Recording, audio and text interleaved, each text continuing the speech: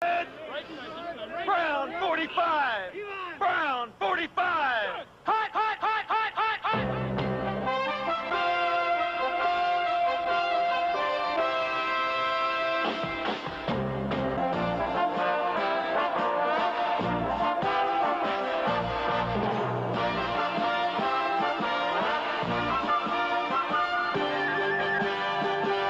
Ladies and gentlemen, we are back with another episode of Ball and Chain, Week 11. Brian, it's been a few weeks. How are you? Good to see you.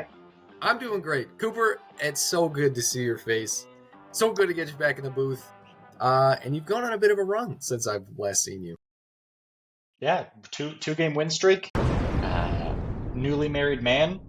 Feeling good. The Tinglers are trending upwards, to say the least. We'll see. We'll see if that continues. I doubt it.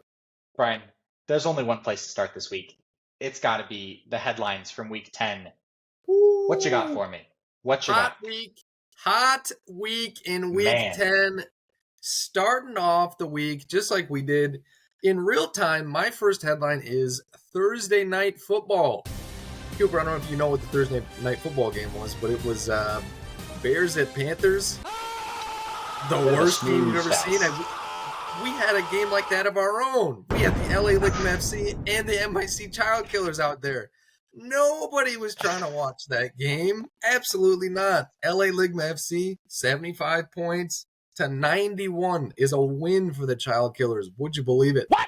And a beer pour for LA Ligma. Horrible. Yeah, I mean, watching that game's like kissing your sister. It still counts, but it doesn't feel good.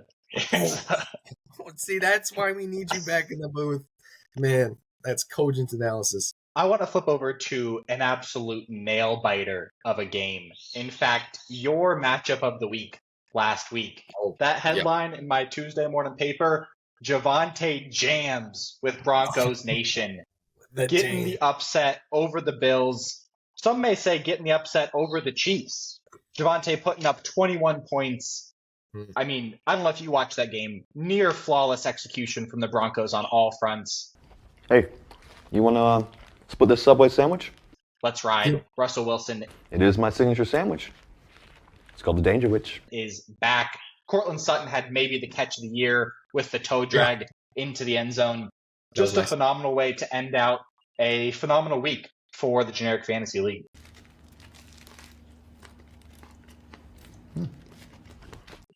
It was. Gabe Davis, once again, does not show up, and now I play him, so he's going to show up. Not great for me. Of course. Of course. You know, I got somebody from the exact same game, but didn't quite go the same way. My headline is, James can't cook. James Cook goes out there and fumbles the ball on the first play of the game, and guess what? The final score ends up being 115 to 117. That fumble would have given Kirkland's signature the dub against you, believe it or not. I got to say, a lot of credit to James Cook after sitting out, I believe, 18 plays in a row. He came back with a vengeance. I certainly was sweating that last drive. Talk about cooks in the kitchen. It was hot in there. Brian, we've got a couple league managers who like space. I don't know how you feel about space. You've got some NASA posters, some NASA T-shirts. Yeah. The Earth is round. I'm not sure if you're familiar with the recent expedition of Apollo 88. They're up to 88? Holy shit. That's so many Apollos. All right. 88 as in the number of points Kyle scored this week. My headline, the Pastronaut eclipsed by Keenan and crew. Oh, that's so good. Look at that. That's so good. Despite Joshua Dobbs going out there and just taking command of a Vikings team desperately in need of some leadership, the Swifties lose to the Dogs 88 to 160. 160. 0.6 at that. This isn't about you. This is about the Swifties. You guys talked about, is it time to panic or not for certain teams, certain players. Yeah. I think we're past the point of no return. We're in no man's land out in space, just floating in zero G's for the Swifties. There's nothing they can do to save their season at this point. You know what? You mentioned Keenan Allen, but I got another headline relating to a different Allen. The headline last week, I don't know if you tuned in. I'm sure you did. It was all Allen because Josh Allen won it for LeBron. So well, guess what? This week's headline is almost Allen. Goes out there and just not a goose egg, but maybe a quail egg or something like that. It's not very good. He got 14. He had 3 turnovers in that game. 3 turnovers, 137 to 125. How LeBron's third leg keeps putting up the 125 with Josh Allen, just goose egg, no McCaffrey touchdown, I will never understand. Florida man is now 6-4 in the year. Looking kind of scary. It's a team to look out for, certainly. It is. Brian, talking about some of the other top dogs in the league, my final headline for this week: Silly Willie slip and slides down the standings. Now on a 2-game losing streak, not even 90 points from a team that we've seen put up nearly 190 in the past. Now the critics will say that Tyreek was on the bench. They'll say A.J. Brown was on the bench. This is when you have to have bench players that can step up and make something happen. And I'll tell you, Jerry Jeudy is not that guy. You're not that guy. When Jaylen Warren is your top scorer at 19 points, you've got some concerns with that roster. Wait, what's this on the newspaper? Oh, what do you got? No, please. You got breaking news? Not breaking news. I can have some breaking news here. All right. And what's this on the inside of the newspaper here? Oh, it's one of our the audience loved this segment last week. It's Jimmy's Jumbo Jumble. It's back. We got a 3-leg parlay. The commissioner called me and he said, I want to put this on the show. Put it out there. People loved it. The last bet hit. Would have won you about $40. You put 10 in. That's pretty good. This week, we're looking at Los Angeles Chargers at Green Bay. -3. This is spread, of course. We're taking the Chargers -3. You got Tampa Bay at the 49ers. The 49ers are getting 11.5. Wow, but he's taking that one and he's parlaying that with the New York Jets at the Bills. The Jets are +7. We're going to take that. He thinks that the Jets are going to cover. That, of course, is the commissioner's third leg of the parlay. And if you put $10 down, that parlay is going to win you about $56.82. So, just something to keep in mind. There you go, folks. Not that we endorse gambling. Obviously, stay within your means. Certainly don't gamble in a state where it is not legal, like the one our commissioner now resides in. I did appreciate him saying it was all for the kids. I think it's sort of his penance for being the MIC child killers. There's a good balance there between good and bad. Devil on one shoulder, angel on the other. Of course. Brian, I hear we're creeping up on the playoffs, and so you would like to discuss what that environment looks like currently. Am I correct? It's a tumultuous environment. The Amazon rainforest. A lot of snakes, a lot of pitfalls. Yeah, we're coming up on it here. And we want to talk about both sides of the playoff picture, the good and the bad. Me, the ball, of course, and the chain are going to predict the playoffs from both sides, starting with me. Cooper, 6 teams are getting in here. We got a lot of competitors here. In the 1 seed, with a record of 10-4, I'm putting the Goobers. The Goobers. I'm putting the Goobers up there. I'm putting the Goobers up there. They got a really, really tough win in Week 12 against the Silly Willies. I think that might be for that 1 seed. Week 12 is going to be huge for the Goobers. But guess what? It is. The 2 seed, LeBron's third leg. You heard me correct. Also going to be at 10-4, I believe. And then coming in at that 3, you can't put them too low. The Silly Willy. Again, I think that Week 12 matchup is going to be huge. Next up in that 4 seed, you got to put the football team, the Brian football team, that is. I can respect it. At 9-5, I think we're going to get about 3 wins, 1 loss here coming up. We'll see. Next up, this is where it starts to get a little dicey. We're going to go with the Florida man. Florida man currently sitting at 6-4 at the 5, I believe. At the 5, I think he's going to split the series, go 8-6, and then in that 6, you notice I haven't said a certain team here. Oh, we got the Tinglers, the Waddle House, but it's going to be Kirkland's signature. Yeah, he's in the 6. He's 7-3 now, but I think he's going to go 8-6. He's going to go 1-3 in the next 3 games here. It's not going to be good for him. A lot of changes on that roster recently. And, it begs the question where the identity lies. I don't know. I think he just likes making trades, and I'm not even sure. First round, obviously the Goobers are moving on. And, yeah, we're taking the football team. Football team's going to move on there. They're going to beat the Florida man. He wouldn't trade me Kamara, and he's going to pay for it. Next up, Obviously, LeBron's third leg's moving on. And, come on, I'm taking the Silly Willies. I've said that Kirkland's signature has got a first-round exit on his forehead all year, and I think it's going to show up right here. Up here, wow. I mean, what do? I'm really faced with a decision here. This is really tough. I think, honestly, this is a finals matchup from the year prior. Really tough. I think the Goobers are going to come out here and get the win. Come out with a vengeance. I think they've got a vengeance, and I think they've got a real identity, and they got a chance. Next up, it's not even close. I'm going to take the Silly Willies. I think LeBron's third leg is going to push it to here, but their luck's going to run out. And then the championship game. Perhaps the favorites versus the previous runner-up. I'm going to pick the Goobers. I think the Goobers are going to get the dub here. The Goobers are going to take the ring home this season. They are. I believe so. The Goobers are going to go out there and upset the Silly Willies in the final championship week. And that is my prediction. You had the Goobers, the 1 seed. It's ambitious. I mean, I think there's a lot to love for that team. I don't see how LeBron's third leg with Josh Allen and Christian McCaffrey drops too many more games. It was a bit of a fluke this week against the Florida Man. I've got them solidly at the 1 seed. Now, the Silly Willies are a fascinating team. We mentioned on the 2-game loss streak. There. You know, the previously 1 and 2 receivers in the league of A.J. Brown and Tyreek Hill is tough to beat. I think the Sillies probably drop another game, but I've still got them sitting solidly at my 2 spot. Hey, there's a new number 2 receiver in the league. His name is Keenan Allen, by the way.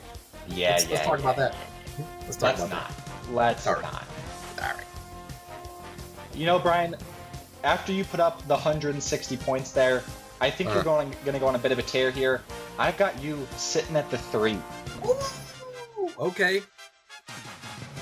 Followed up by none other than the Goobers. I mean, a phenomenal team, well-rounded, well-coached, well-researched. Absolutely. 5 and 6. 5 and 6 is where we start to get a little bit interesting. It is. I mean, there's a lot of teams vying for that 6th spot. I think the Chiefs are out of it. I think LA Ligma's out of it. Swifties are out of it. And the MSC Child Killers are out of it.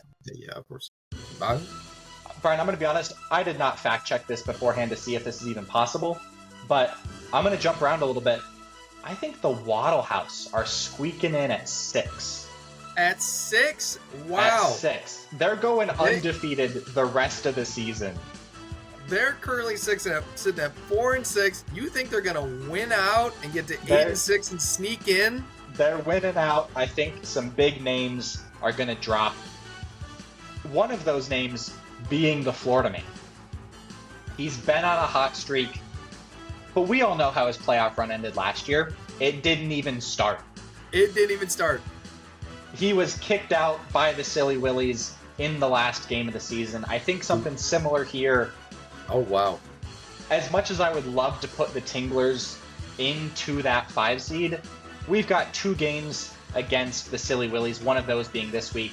Big game against the Chiefs next week. I don't think we make it. Similar to you, I think Kirkland's signature sneaks in there at the 6 after dropping a couple more this season. Very objective. Wow, that means you think the Florida Man's going to tank here. Sitting at 6 and 4. He plays the Waddle House twice. You think the Waddle House is going to win both those games? The Waddle House is feeling good after their big win against the Chiefs. I think there's a real rivalry matchup between John and JD playing this week, in fact. Oh, yeah. I think Waddle House gets them both. That's the last game of the year for them. You got the Waddle House and the Florida Man. Wow, that's something. Wow. Yeah. So, moving on here. Obviously, LeBron's third leg moves on, as do the Silly Willies. Oof. Man, I got a tough matchup there. You do. As much as I like the Waddle House as sort of the Cinderella story, I don't think they can make it past the first round.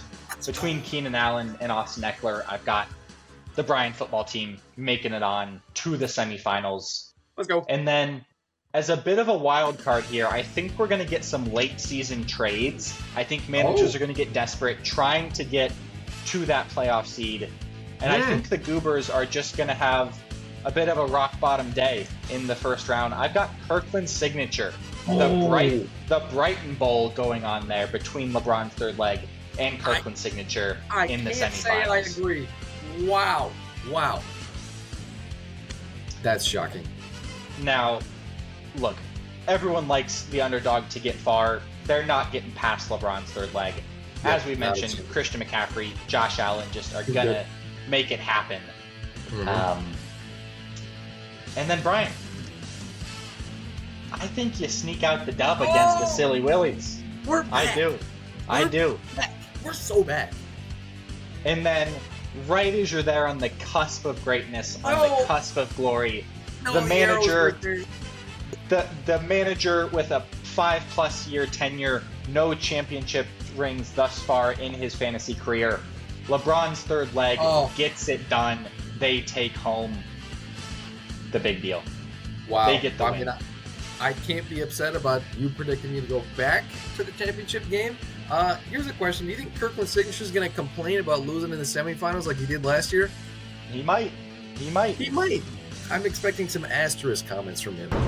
Yeah, the losers bracket's here. Here's my losers bracket. Obviously, it's flipped. The 6 and the 5 seed are going to get the byes because they're the worst and they only have 2 games to not lose the league. Coming in there, it's an easy. We'll start from the 1 here. I think the 1 is just going to be the Waddle House here. I think he's going to have a really great season. I agree. I think he's going to win both of those Florida-Man games, just like you predicted. But I think he's going to drop a game to LA Lightning FC. I think they're sneaky good, and he's going to go 7-7. Coming in at the 2, I got the Tinglers. I think you're also going to get to 7-7. You're going to split the series, 7-7, just not going to be able to sneak in there. And I think what's going to keep you from getting in is you're going to lose to the Silly Willies in week 14 to avoid the 8-6 record. Oh, it hurts. We will see. Next up, LA Ligma FC, team that I think is kind of, again, sneaky good here with Jefferson and A-Chain in the second half of the season. Next up, we got the Chiefs filling in the 4 spot, and then, just the 2 worst teams in the league. You know exactly where I'm going. We're going to the Child Killers, a guy that cannot seem to score points, still last in points for. And where is he? There he is. It's the Swifties. Everybody saw it coming. Yep. Makes sense to me. Obviously, we got the 2 people moving on here. And then, again, for our audience at home, it's whoever loses this game. So whoever loses is going to move on here. Waddle House is hot. I think they're too good. I think the Chiefs are going to lose this one and move on. And then this is tough. He's sneaky good. Good overall team. Chiefs. CD's been playing well. But guess what? The Tinglers are going to lose that matchup. That's awful. The Tinglers are moving that matchup. They're moving to the second worst. Oh, no. You might lose the league again, Cooper. We'll see. Oh, my goodness. Sorry with the Swifties, though. Disrespectful. I think it's historically accurate, if anything. Next up, it's just, come on. Don't. They look so bad. You got to stop right there. The Tinglers. And then this is a very interesting matchup here. 2 teams that have some nice pieces, but just have absolutely just dog shit records. They're horrible. I think the Child Killers are going to lose this one and move on.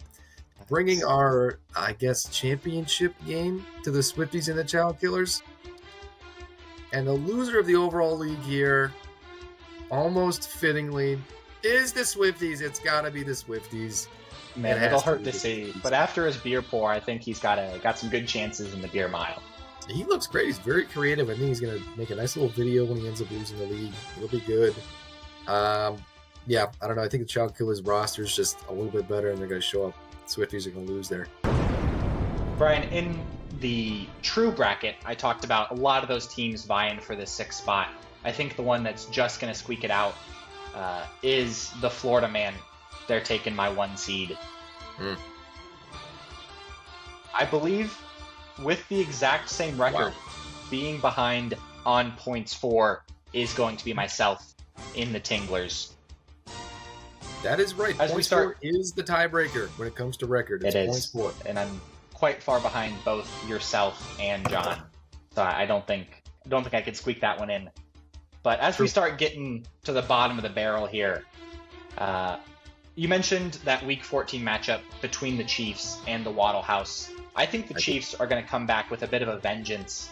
They're going to get that Week 14 dub. It's going to propel them to what would be 9th in the league, taking the 3 seed in the losers bracket, followed by LA Ligma FC. He's held on to Justin Jefferson this long.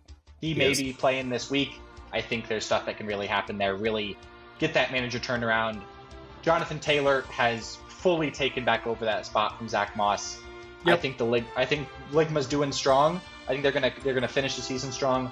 Just a little bit too little, too late to make it into the top of the rack. I'm seeing some very familiar teams here down there at the bottom. I mean, this is a coin flip, really. I think just for the sake of calling out our commissioner, he's dropping it. He's gonna be the 6th seed going into this. Who knows? Aaron Rodgers looking to come back mid-December if the Jets are still in playoff contention. True. Could be a bit of a turnaround for the Child Killers there. Pick him back up. That'd be great. I'm sure he'll get hurt again. But moving on to the semifinals of the loser bracket, obviously the Swifties and the Child Killers moving on. This is where things get interesting. Again, we're taking the loser here to move on. I think between what I'm going to call the Aerospace Arena Bowl of the Florida Man and LA Ligma FC, LA Ligma is going to show out. The Florida Man are going to find themselves befuddled in the losers semifinal. Wow, 2 very different performances there. Wow. Yeah, sorry, John. It's not personal. Your mustache just doesn't quite cut it for me. It might. Oh, that was personal, surely. And then looking between the Tinglers and the Chiefs here, who do have a Week 12 matchup. Going to be really interesting, especially without maybe a defense in that game. We'll get to that in a minute.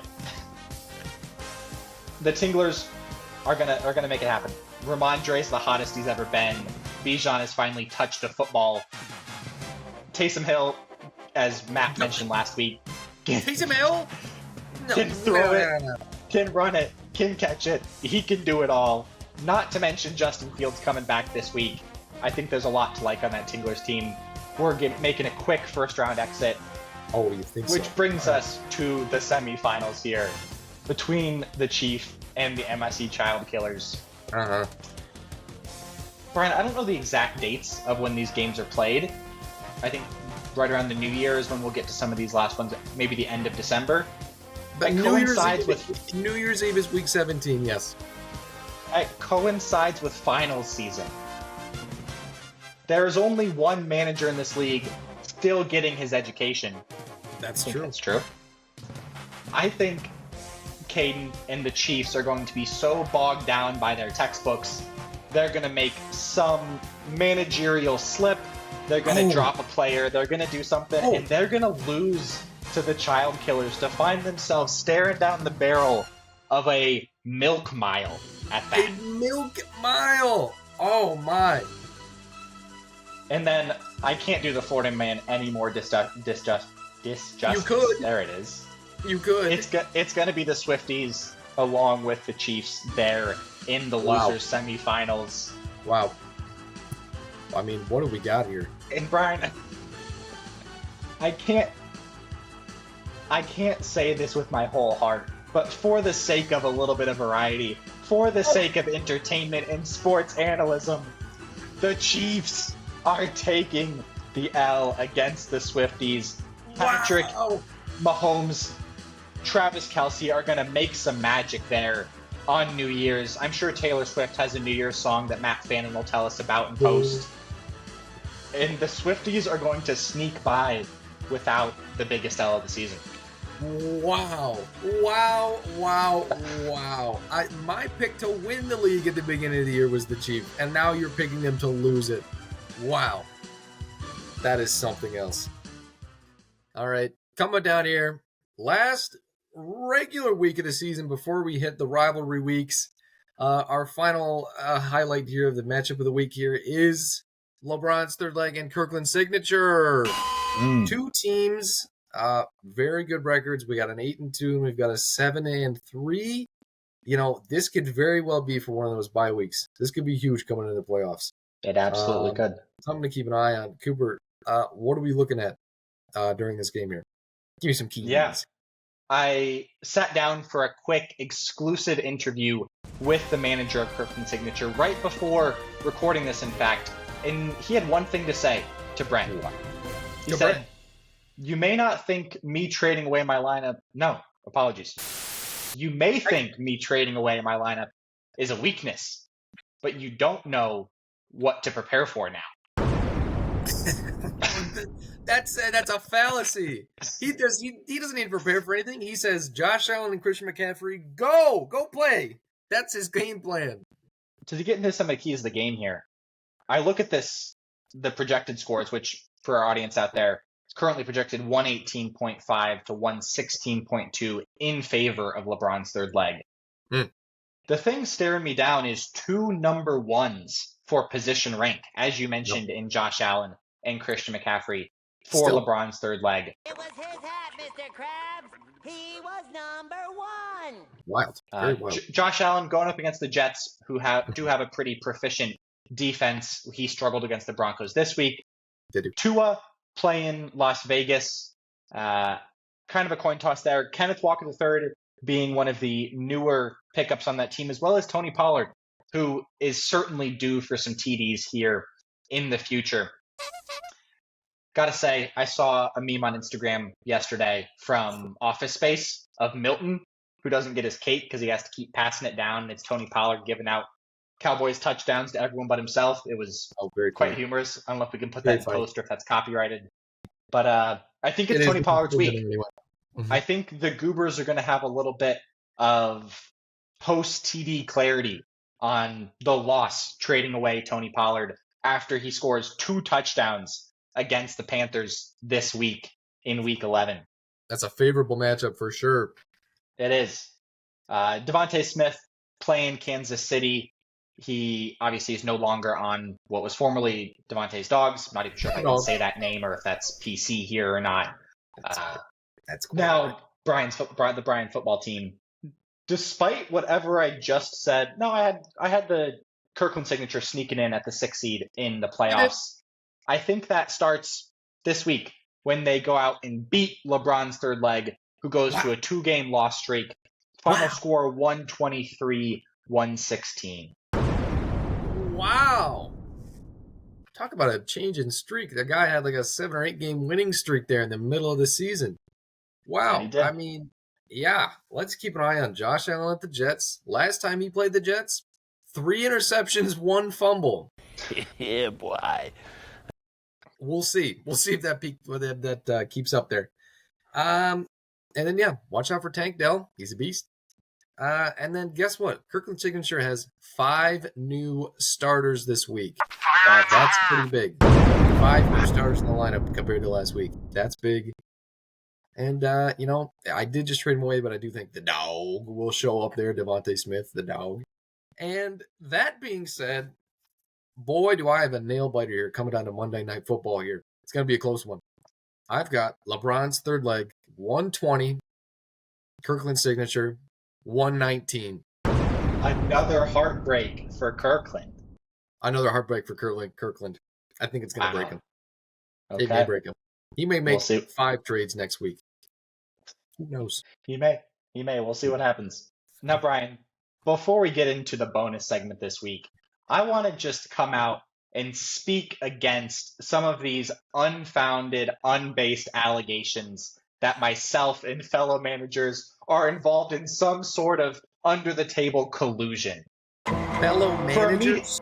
For a media manager, a media man like myself, I would never put my reputation, nor this show's reputation, at stake for a measly defense.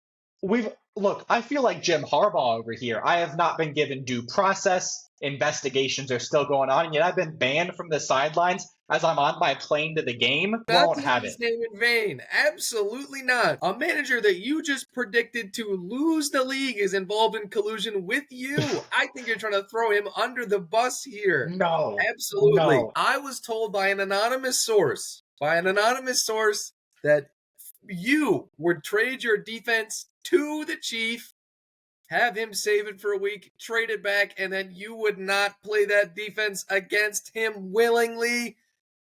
Absolutely not. No competitive spirit.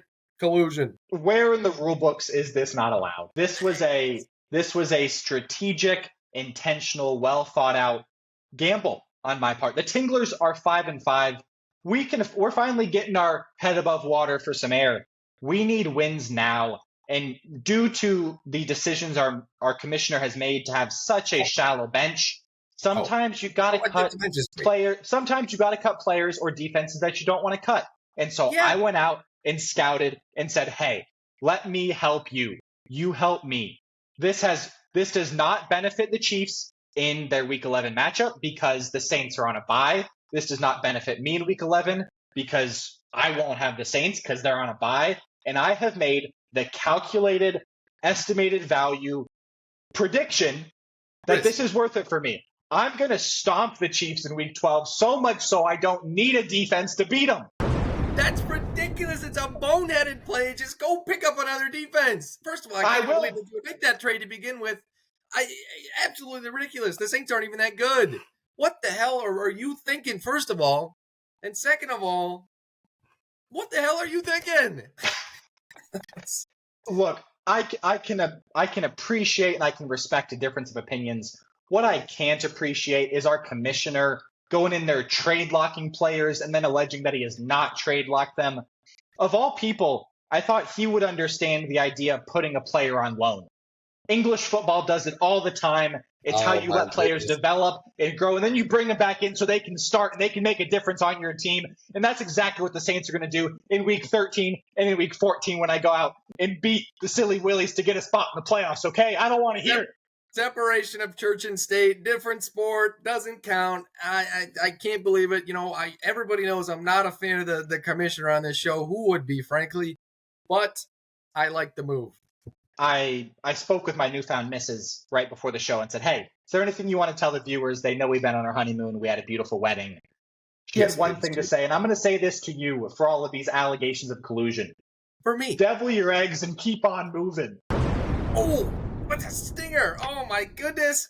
You will feel the punishment. The long something of the law is going to come down upon you, and it's going to leave a print on your face. There is nothing in the rule book that says this can't happen. Brian, I'm out of breath. We got to get on to more productive, constructive, and honestly entertaining things. I have for you what might be my favorite bonus segment, in theory, of the season. We've had, if you saw our deleted episode, we've had some very disappointing bonus segments. We've had some skunks of bonus segments when Will came on and tried to play The Price is Right against me. I am incredibly excited to share with you the higher or lower game fantasy football edition. Look at the font. That's great font. Wow. Am I playing? Am I a contestant? You're playing on the show, Brian. Wow. We're going to see how far you can go. I've got hopefully enough players. If not, I'm going to have to start just pulling some off the waiver wires. We all know how this works. I'm going to give you a player. I am then going to present a second player, and you're going to have to guess if their projected score for Week 11 is higher or lower than the previous player. All right. I consider myself an educated man, so I feel like I should be good at this. Let's see. All right. First up here, we have Ezekiel Elliott. Currently projected no points. So, Brian, I'll toss you a bit of a freebie here for the first one. Is Adam Thielen projected higher or lower than Zeke? Higher. He's got to be higher. That he is at 15.4 points. Oh, great. That's a lot. Wow. Against the Cowboys, that's too high. Keep moving. Is Adam Thielen projected higher or lower? Sorry, is Deshaun Watson projected higher or lower than Adam Thielen? I read the news. Deshaun Watson isn't even going to play. Thielen's higher. 0 for Deshaun. He has been dropped from the Tinglers once again this season, hopefully for the last time. Is Jerry Jeudy projected higher or lower than Deshaun Watson? Surely he's not projected negative points, so it must be higher. He is. Just for a bonus point, would you like to guess what he's projected? Probably about around 11.4. Pretty close. 10.3 for That guy's a bum. That guy sucks. For the Jag. He's just a guy. We have Brandon Aubrey, the kicker. Mm-hmm. Is he projected higher or lower than Jerry Jeudy? On Matt's team, I think he's projected about 8.4 around there, so it's lower. You are correct. Very close there at 8.7. Moving on from Brandon to Pat Fryermuth. Oh, that guy. I hate that guy. All right. Oh, very interesting one here. I did see him on the waivers, but you know what? Lower. Lower is the guess. He is, in fact, lower at 7.8. I hate Pat. Moving on from Pat with the 7.8 to the namesake, Jalen Waddle. What are our thoughts here? He was projected around 14 at the beginning of the week. I hope he's playing. We're going to say higher. Certainly it's higher. I'm not going to second guess myself here. It is, in fact, higher, up to 14.9 for Waddle in the Waddle House. Mm-hmm. Brian, on a bit of a hot streak. I will say the difficulty ramps up a bit here. So hold on to your bootstraps. I'm ready. From Jalen Waddle to Tank Dell. That's something. He's been hot. CJ Stroud balling out, like we said. What are your thoughts? You're not going to lead me into that. It's lower. It is lower at 13.2. It is lower. It's around 13. That's right. All right. Jumping over from Tank to the man everyone loves to hate, Calvin Ridley. Oh, that's tough because that's also about 13. Oh, that's a really tough one that you're going to show at me here. You know what? Lower. It is lower at 12.3. Yep. Wow. Strong showing so far, Brian. Mm-hmm. Look, I'm shocked we've made it this far in the episode without mentioning his name. It's Gabe Davis. Gabe Davis is projected higher. 9 points. 9 points. He's lower. He is 9.9. Everybody acts like I don't check Gabe Davis's box score every week. Get out of here. He doesn't whisper it to you in your dreams. He calls me at about 2 a.m. and says, "Hey, come over. I'm projected about 9 points." I said, "That's not enough." Hang up. Well, Brian, going on from the number one player in the league to the number one draft pick in the league, Justin Jefferson. Oh, he's on that IR. Yeah, I'm watching him. It's about 17.6 around there. Higher. Real close, 17.4. Absolutely. Now, Brian, final one I have, at least in my presentation. As I mentioned, if need be, we can go into ESPN, go onto the waivers to start pulling some more. Wow. Going from Justin Jefferson to another Justin. Oh, this is a tough Justin one. Fields. This is the hardest one yet. Oh, he's playing Detroit. That's a tough defense. I know it's 17. It's the last one at 17 point something. Oh, higher. It is higher at 17.9. You know what, Brian? You've done so well. I'm going to let you finish on a high. You are maybe higher than you were when you started this. Phenomenal outing there, Mr. Flowers. Hey, you don't get this being bad at fantasy. It's upside down again, goddammit. You don't get this being bad at fantasy football, all right? Just saying. And there you have it, folks. Week 11 on the docket. Coming up. Brian, final words for our viewership. I got some final words for you. Just glad to have you back. It's great to be here. You know, you have a ring. I've got an eternal ring. Partners in crime. Partners in crime. I'm married to the game. You're married to some lady.